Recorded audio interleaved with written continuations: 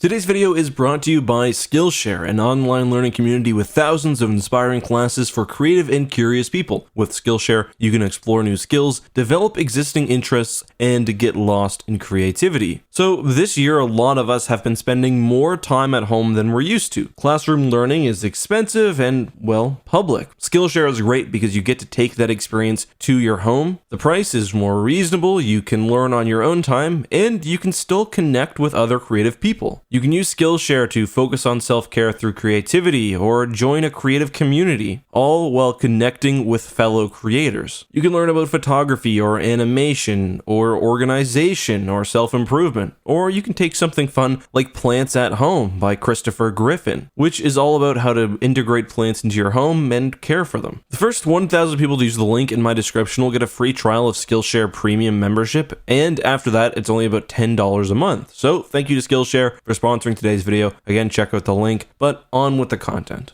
Hey guys, this is EckhartsLadder. Hello and welcome to another Star Wars video, and I know we've been talking a lot about The Mandalorian lately, but unless there's some major news, I'll try to get some normal lore videos in for the next few days. I've explained why I like talking about the Mando. It's easiest for me right now, where I am still not working at full capacity because of the new baby, and I just want to talk about The Mandalorian because it's the thing that I've been enjoying most in Star Wars. I get to be positive about something. The views do really well as well because people are interested in The Mandalorian, and it's just kind of a nice change of pace from my ordinary content. Anyway, today's video contains spoilers from the last episode of The Mandalorian and possible spoilers for The Mandalorian moving forward. Alright, the hairstylist for Morgan Elsbeth, aka the Magistrate from the recent episode of The Mandalorian, posted the following on Instagram. Morgan Elsbeth, aka the Magistrate, was one of the last survivors of Dathomir. This is interesting, and if you're wondering, well, is this something the hairstylist or somebody working on the appearance of Elsbeth would know? Probably. Surely when developing the character's look, they're giving notes from the director and the production team, which help make sure that the vision for the character is consistent. We also see that this post was liked by Gina Carano. The Instagram account says that they're the department head hairstylist for The Mandalorian, and given the fact that he or she has various behind-the-scenes photos and is followed by Mark Hamill, well,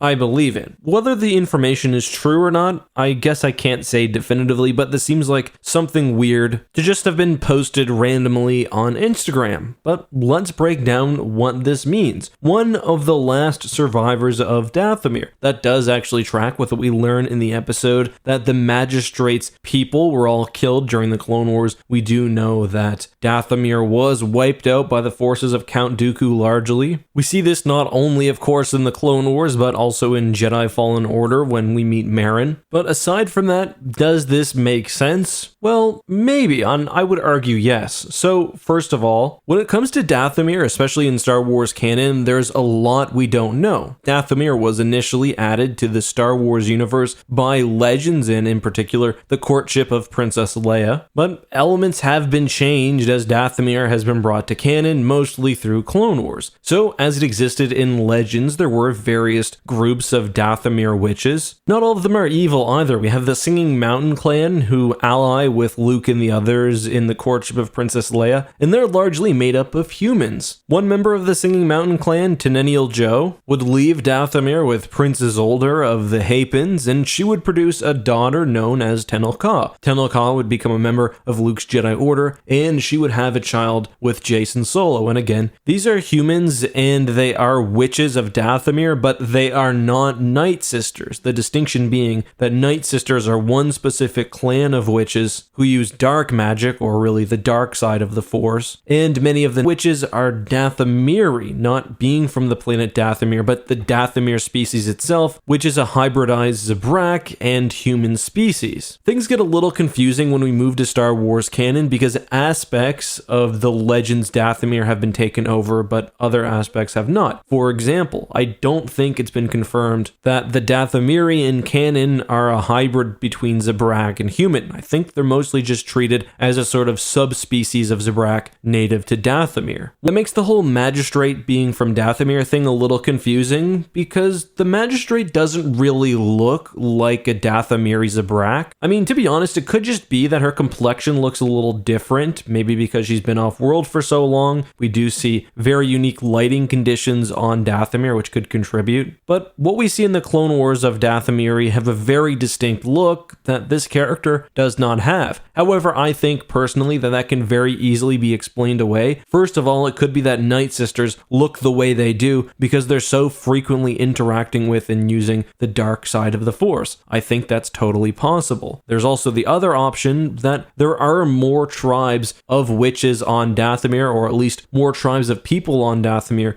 than we've seen in the Clone Wars up to this point. And the Clone Wars is great, but it is at time a bit reductive when it comes to the lore. And it's a big planet, so it's kind of weird to assume that the Night Sisters would be the only witch tribe, that they'd be the only tribe generally, or really the only people living on Dathomir. In fact, we know that the Singing Mountain clan, the one from Legends that I mentioned earlier, has been recanonized through the recent Clone Wars Stories of Light and Dark short story compendium. Now, as a note, just the recanonization of the Singing Mountain clan itself does not mean that there are humans in the Singing Mountain clan, that there are humans on Dathomir at all, or that Zabrak and humans procreated to make the Dathomiri species. But it's fairly clear that not all Dathomiri, whether species or just someone from Dathomir, would have to look like the Night Sisters we get in the Clone Wars. But there's also the further question. Would the CIS have wiped out everybody on Dathomir during the Clone Wars? Well, why not? Or they at least would have done damage probably to the entire planet. In Legends, although the Night Sisters were the most famous and dangerous perhaps of the Dathomiri witches, there were many other tribes, so it makes sense that the CIS would have wanted to wipe them all out. And I actually talked to Alex from Star Wars Explained about this, because he's read the short story Bug, which recanonized the Singing Mountain clan, and he said that the Night Sisters aren't the only witches of Dathomir, but that they were the biggest and most well known. In Legends, the presence of Gethzerian, who was a Night Sister and very, very powerful, was also sufficient for Palpatine to basically lock down the entire planet. So this would be pretty well in line with what we get there. So yeah, I'm going to say that the Magistrate being from Dathomir does make sense with what we have, and that's ignoring the other possibility that maybe she was adopted into a family on Dathomir or whatever else. And when I was finishing up this video, I was actually reminded of something pretty funny again from the courtship of Princess Leia. So I mentioned Tenennial Jo earlier on. Well, she was a human Dathomiri witch. She was the mother of Tenel Ka, as I mentioned, and she also used a staff in combat, and not only that, but fought a Jedi, Luke Skywalker, and won. So the Magistrate, being from Dathomir, even if she wasn't Force sensitive, could have enough basic training to the point where it sort of helps explain how she was able to fight semi-successfully against Ahsoka. Of course, Ahsoka won out in the end anyway, but she did give a good fight, and a lot of people were wondering whether that made any sense. One final thing I want to mention, and this was pointed out to me by Maelstrom on Twitter. They tagged me and said, a friend pointed out that the Magistrate and Dooku use similar clasps for their capes. Could this mean anything? And probably not. It might just be a leftover prop or something else, or something in the wardrobe, but I still thought that it was at the very least worth sharing. But guys, that's all I have for today. I hope you enjoyed this video. Let me know, do you think that the Magistrate is from Dathomir? If so, do you think her appearance as it stands is close enough that she could be a Night Sister or somebody like that? Compare her to, for example, Marin. Or alternatively, is she just from another clan? I look forward to reading all of your comments later, but until then, guys, have a good one, be safe, and may the Force be with you.